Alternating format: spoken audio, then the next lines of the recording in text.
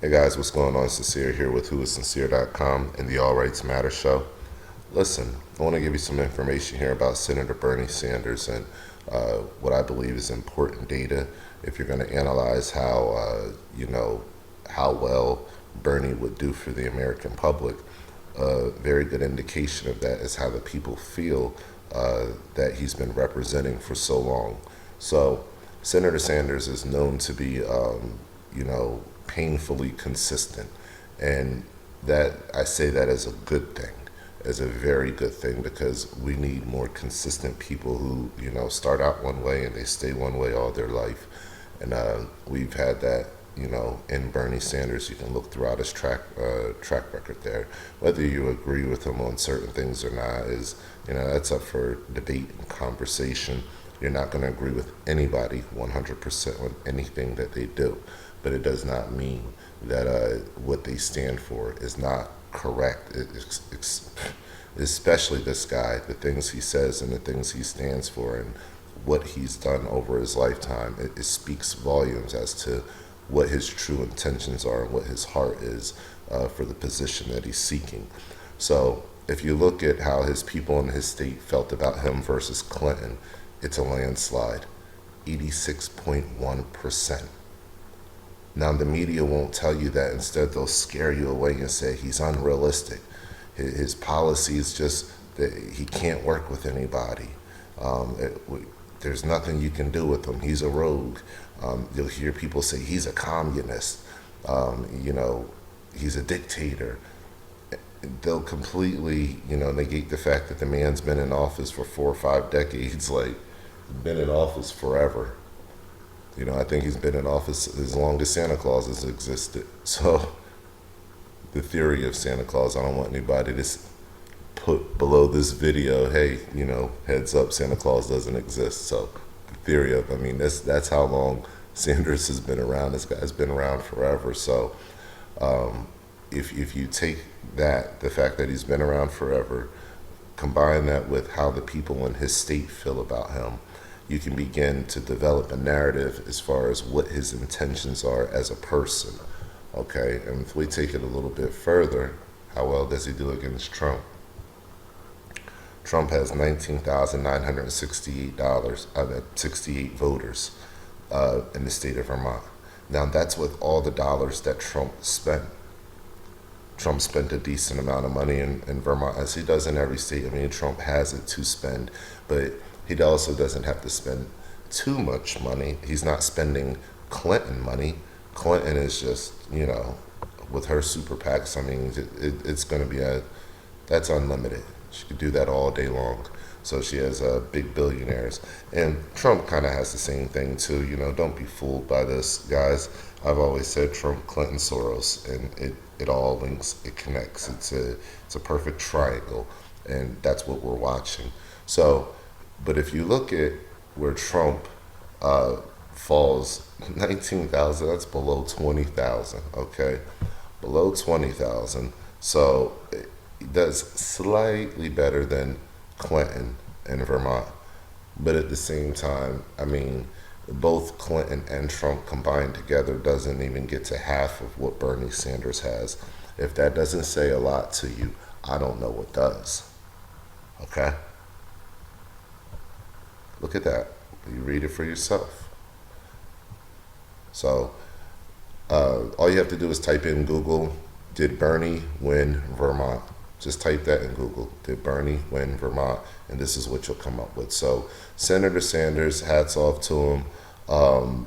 He's doing a really great job. He's out there speaking to the issues. I'm watching all of his interviews, and just to keep up with consistency and to see, is this really happening? Is there really a politician that's been this consistent this long, who's really taking it to Wall Street, who's really taking it to the big money interests and really fighting for the smaller guys. So, and I believe we're watching something that's really a true this is a revolution of the people, and This is something that if you have a mind that understands numbers, if you have a mind that's ready to get back at Wall Street and say, hey, we've bailed you out, now it's your turn to kind of bail us out so our children can do better.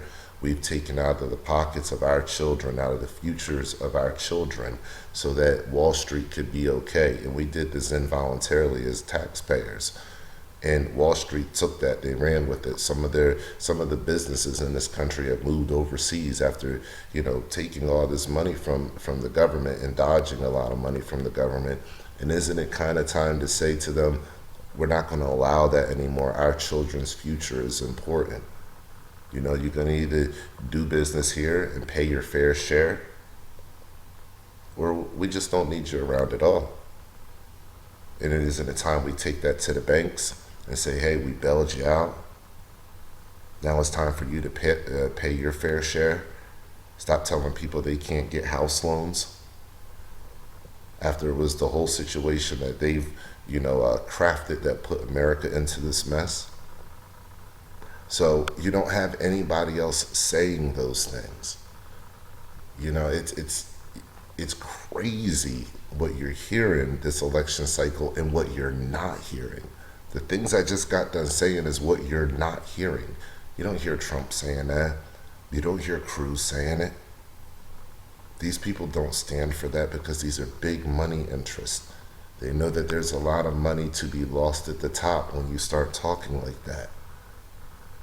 When you talk like that, you frighten people, you scare people. And that's what we need to be right now. We need to be scared. Because right now, we've been placed in an unbelievable position.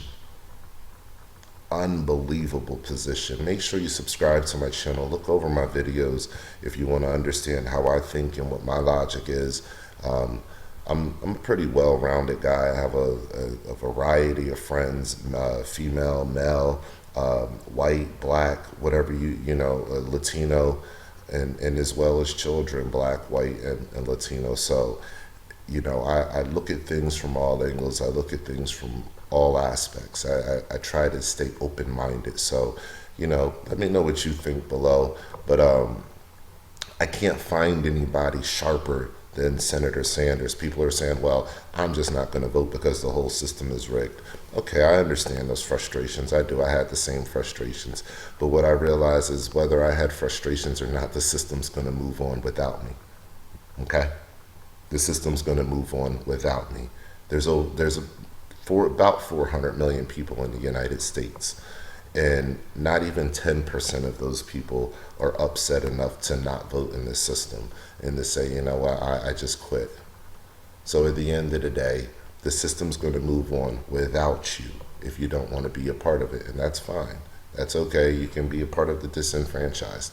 So, but as far as deciding where the country goes, I actually want to be a part of that. And analytically breaking down who these people are and how people really feel about them. So if I want to look at any kind of statistics on how people really feel about Bernie Sanders, I'm going to look at the people that he's represented the most, the people in his own state. And they are telling me that they really like Senator Bernie Sanders.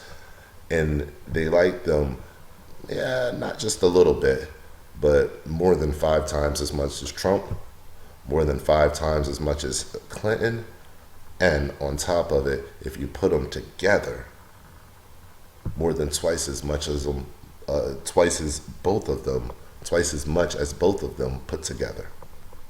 That should tell you something. That should tell you something big and significant. All right, guys, that's my spiel. That's my one statistic on Bernie Sanders that the media just won't talk to you about. And I figured I'd talk to you about it, break it down. If it sounds like it's crazy talk, let me know. If it sounds like it's logical and something that you can understand and something that you can clearly see, let me know that too. Post your comments below. Make sure you like, share, and subscribe this video. And as always, guys, stay alert, stay alive.